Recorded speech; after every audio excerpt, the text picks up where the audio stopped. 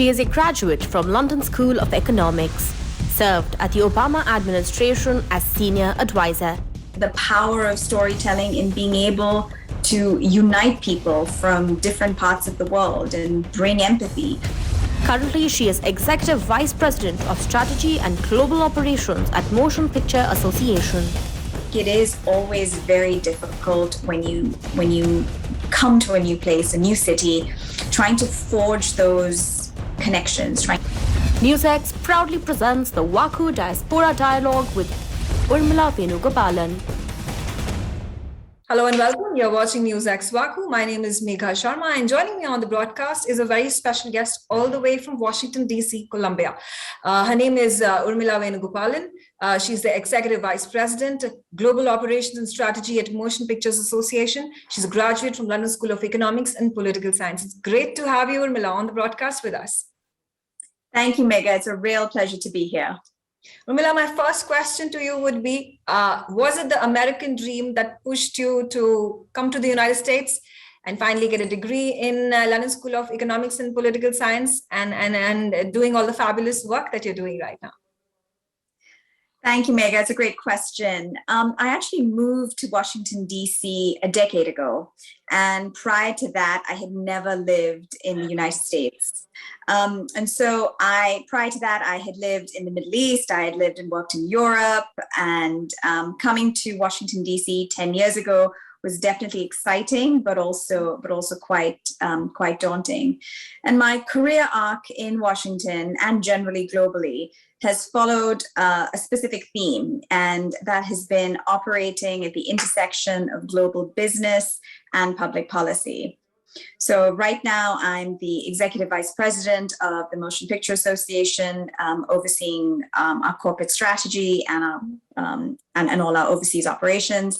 And prior to that, I was at the Albright Stonebridge Group, working as a senior consultant. And I've also worked for the Obama administration, including working for Secretary Kerry's policy planning staff, covering trade and economic policy. So I think generally being at that intersection of business and government is something that is particularly unique in Washington, D.C. Many people do that. And so I've been fortunate to have sort of follow that trend throughout my career here in DC. That's interesting that you mentioned that you worked your degree in public policy, international relations, and then working through the entire wide spectrum from politics to now corporate. And in corporate as well, it's a very dynamic field that you are in. The media is continuously changing, the OTT platforms, social media, etc., etc. How have you been able to accommodate your skill sets to the kind of job that you entail? I think essentially, at the Motion Picture Association, we represent the largest content creators in the world.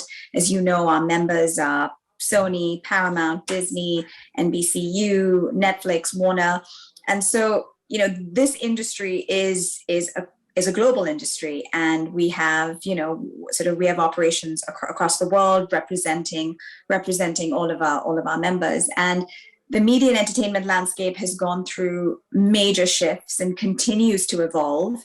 But I think the one thing that the pandemic has really reinforced, and which our industry is reinforcing every day, is the power of storytelling, right? And the power of storytelling in being able to unite people from different parts of the world and bring empathy, and specifically the importance and the value and the magic of local storytelling, and that local storytelling can actually travel globally and can be incredibly successful. And, the industry that I'm part of, all of our members are investing vast amounts of money in local programming, and India is one of the major markets. Mm-hmm. Interesting.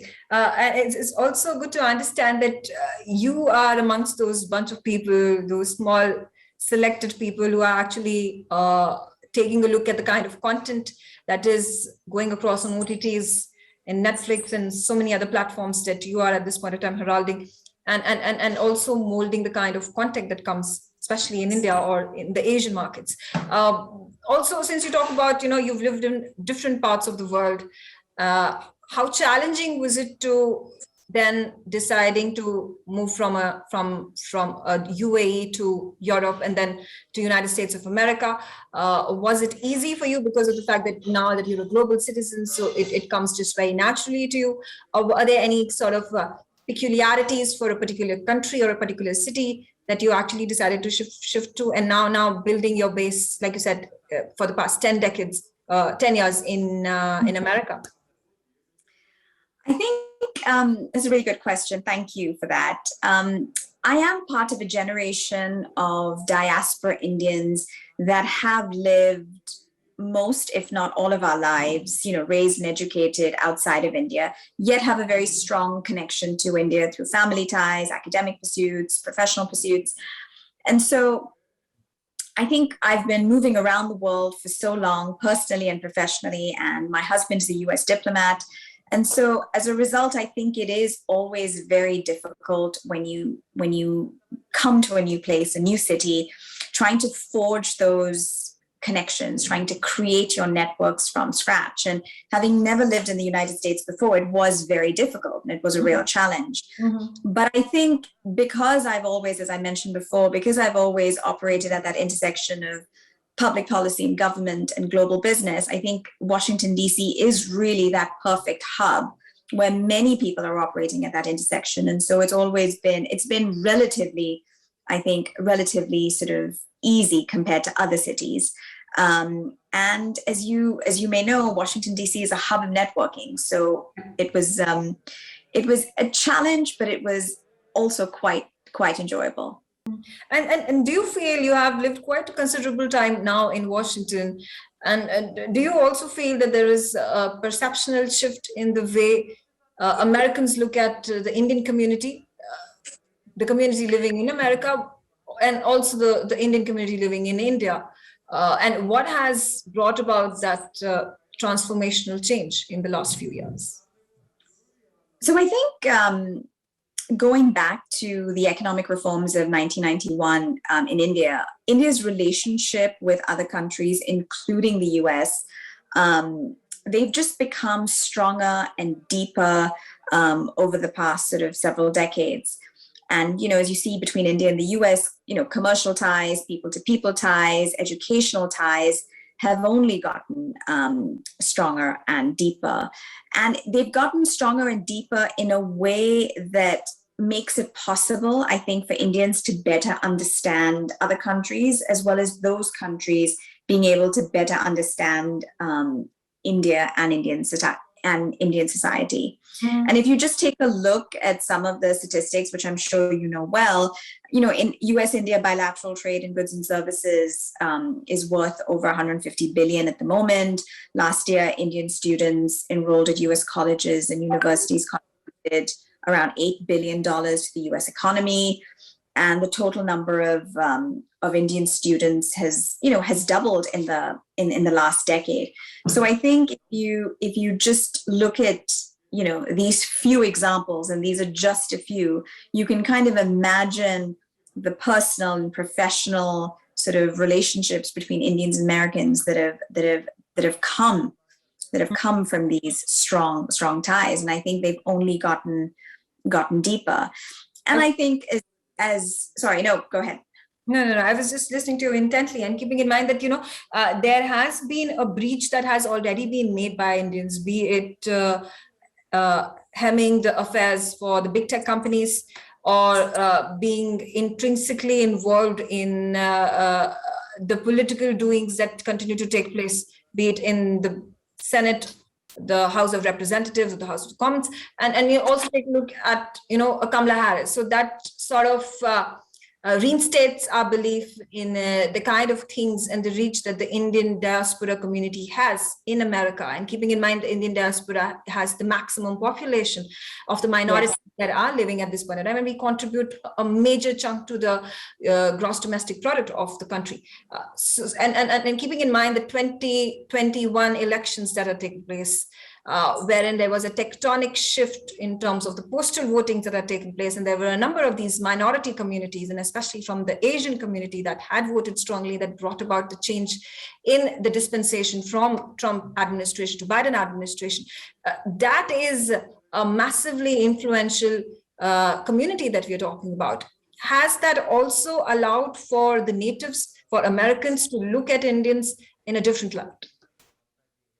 I think so, because I mean, exactly as you said, you know, we've had the election last year of the first Indian American vice president in the form of Kamala Harris, and some of the US's most important and influential political figures, actors, artists, novelists, academics, scientists, doctors, and comedians. I mean, they're all people of Indian descent or Indian origin.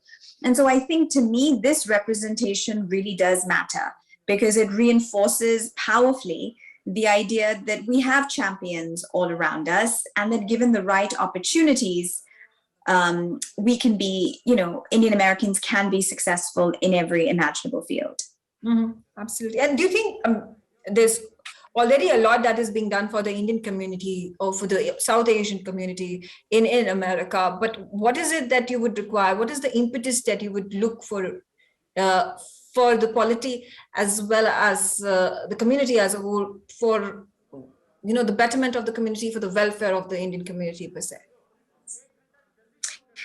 I think, as I mentioned, you know, representation in all these fields sort of really, really matter. And so I think it, you know, it's hard for me to sort of offer any great pearls of wisdom. But as an Indian American, I think the most important thing is to constantly do our small part to reinforce this representation. So whether it's engaging in civic society, or whether it's contributing to the arts, or whether it's, you know, furthering STEM education, I just think, you know, we are in a really fortunate position to have grown in visibility over the past years, and we should continue to do impactful, important work in serving communities, you know, across the country, whether it's domestic or whether it's overseas. Right, absolutely. And finally, before I let you go, Urmila, what is the one message that you would like to give out to all the Indians living in India, living in America, living across the globe? I am in no position, I don't think, to sort of offer any pearls of wisdom. I think there are so many millions of Americans millions of Indians that are doing really, really important work, as well as millions of Indian Americans doing important and impactful work in serving their communities. So I don't know if I'm in a position to offer any pearls of wisdom. But as I mentioned before, I think we reached such a milestone with the election of Vice President Kamala Harris, and I really hope that that kind of political representation continues and only grows. Absolutely. On that note, I thank you so much, Urmila, for joining me on this very special broadcast of NewsX VaKu. I will hope to have you back on the broadcast in the subsequent days and weeks as well, to understand from you as a global Indian, as an Indian who has made a mark, as an Indian American who is doing some fabulous work in our field, about what the geopolitical, what the corporate, what the social scenario is in terms of the Indian community, to making these massive strides when it comes to making India proud. On that note, thank you very much once again for joining me. Thank you for having me, Megha. It's a pleasure to have been here on your show. Thank you. For more such videos, subscribe to the NewsX YouTube channel, hit the bell icon.